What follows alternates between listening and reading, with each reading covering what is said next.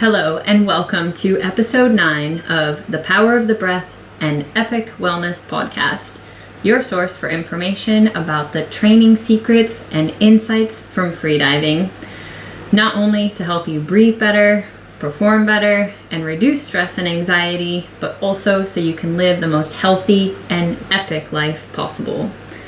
I am your host, Renee Blundon. I'm a competitive freediver and a freediver instructor trainer living in Dahab, Egypt. And as always, I will offer information about powerful breathing techniques, proven meditation techniques, and exercises for vibrant health and well-being. This podcast represents the efforts of my own personal research and things I've learned from competitive freediving and from trying to improve my own health and fitness and lifestyle, as well as the combined efforts of a public open source information network, which I invite you to join on Facebook at facebook.com/groups/power of the breath. All are welcome. So I want to start today's episode with a quote by BKS Iyengar, who, if you don't know, is the founder of Iyengar Yoga, and he was one of the first people who introduced the practice of yoga to the Western world. So the quote is, "The mind is the king of the senses, the breath is the king of the mind." And so what that means is, or at least how I interpret it, is that breath work is literally the most potent controller of the central nervous system that we know of, bar none. We can actually take our respiration centers offline. I'll explain. So breathing is something that we all just do automatically. We usually don't think about our breathing. You have the breathing centers that reside in the lizard brain called the limbic cortex, which is in the brainstem. And when you bring awareness to your breathing, you can actually take this automatic system in your brainstem and you can actually move it to the cortex part of the brain, which is the outermost layer of the brain. And when you do that, not only do you become more conscious and much more present, but it also starts to ingrain patterns that allow us to calm what might be happening in order to make better or different decisions. So basically, the moment that we can take control of our breathing, we've taken it offline. We've taken it from an automatic system, which is running strictly off of just automatic predictions. And by implementing some control and order, we elicit changes that basically affect everything that is important to us mentally and physically. I'm sure most of you listening have heard of breathing methods like hyperventilation, Tumo breathing, Wim Hof. Basically, you can take something that's automatic and turn it into manual. It's like being in an automatic car and then turning it into stick shift.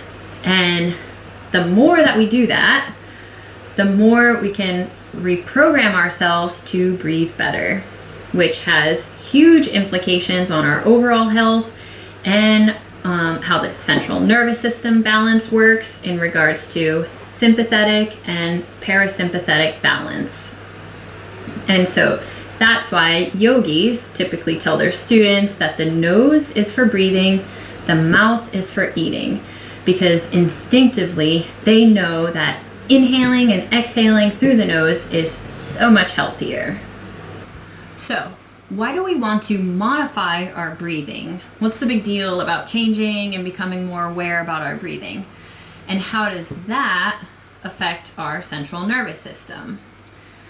Well, let's look at these two sides of the coin of the central nervous system. You have the sympathetic nervous system and you have the parasympathetic nervous system. The easiest place to start is by looking at the difference between nose breathing and mouth breathing. We have these two parts, the nose and the mouth, that can bring the air in and out. So what's the difference between these two? Well, for one, the mouth is directly involved with sympathetic activity. So for example, when we're talking, we're mouth breathing. And so the moment that we begin to talk, there are physiological things that are occurring in the body as a result of breathing through the mouth. One of those things is becoming more alert or more sympathetic activity.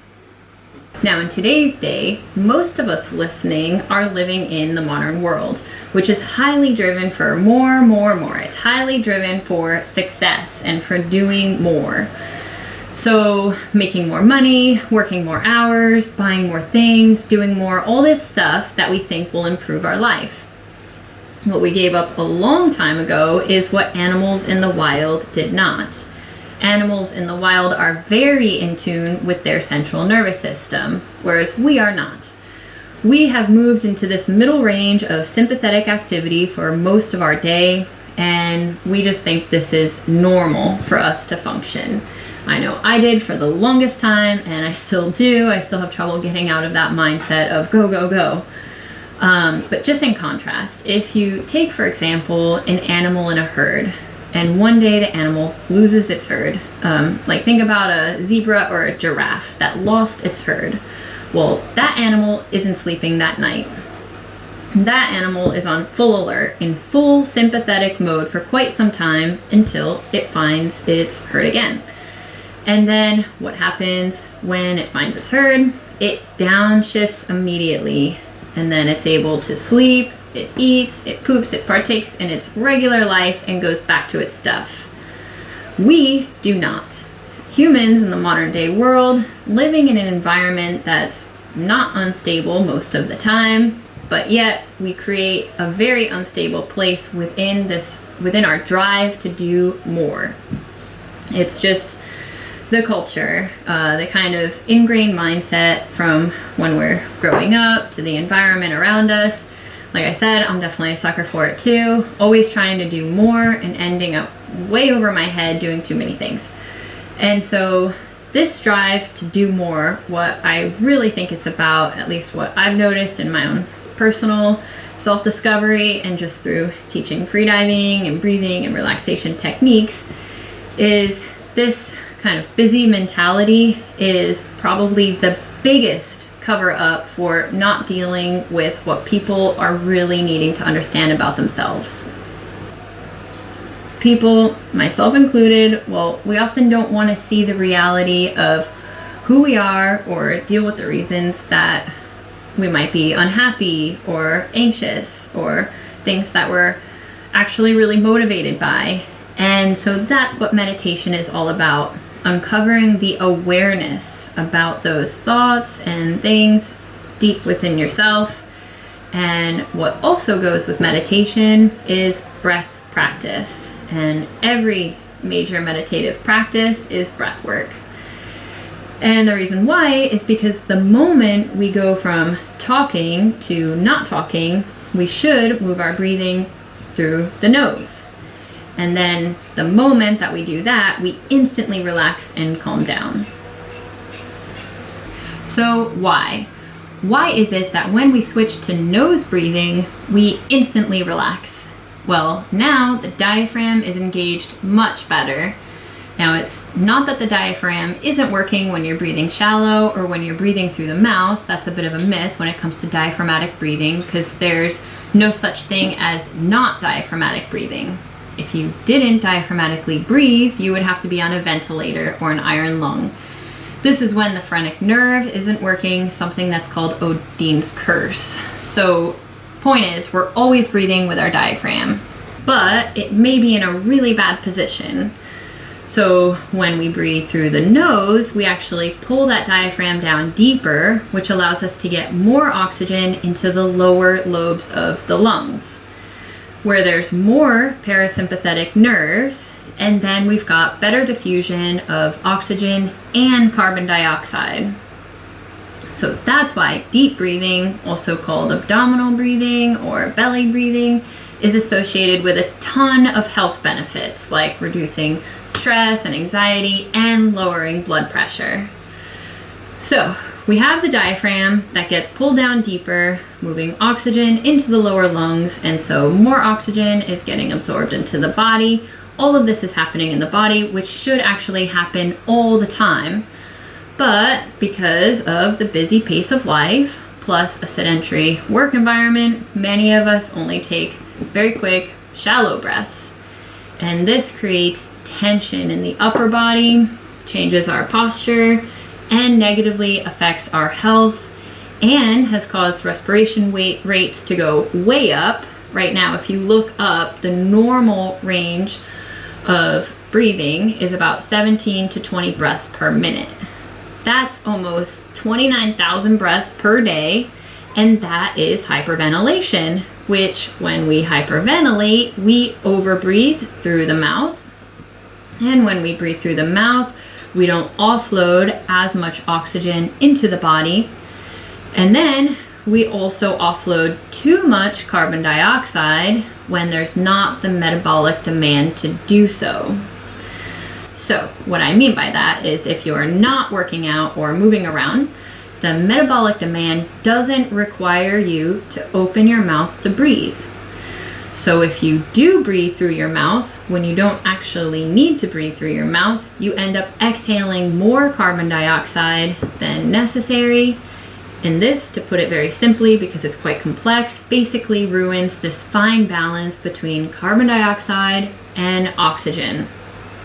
And when this balance, this dissociative effect between CO2 and O2 is modified like that, especially if done all the time and over long periods of time, it means that the bioavailability of oxygen in the body is negatively affected. And so oxygen molecules will start wreaking havoc in the body, ripping and tearing cells apart, stealing things, and your system moves into a constant or prolonged state of sympathetic activity. So when you overbreathe, because the oxygen isn't there, well, it's there, but it's a lot less there and a lot less bioavailable. And so your body is using much more anaerobic processes than necessary. And how efficient is that? Well, it's not. And so that's where breath control and breath work really comes in to help reprogram our breathing habits. So I'm going to pause right there and pick this up in the next episode. If this is your first time listening, please don't forget to subscribe to the podcast. Also, feel free to check out the podcast on the website, which has all the show notes and the blog and other resources. You can find this at www.reneeblundon.com/podcast. And most importantly, don't forget to join the Facebook group if you haven't already. You can find it at facebook.com/groups/power of the breath. You can post your feedback and questions there about this episode. I'm also doing live weekly breathing and meditation sessions in the Facebook group. So definitely join the group so you can join the live training sessions. So thank you all for listening. I hope you have a great day.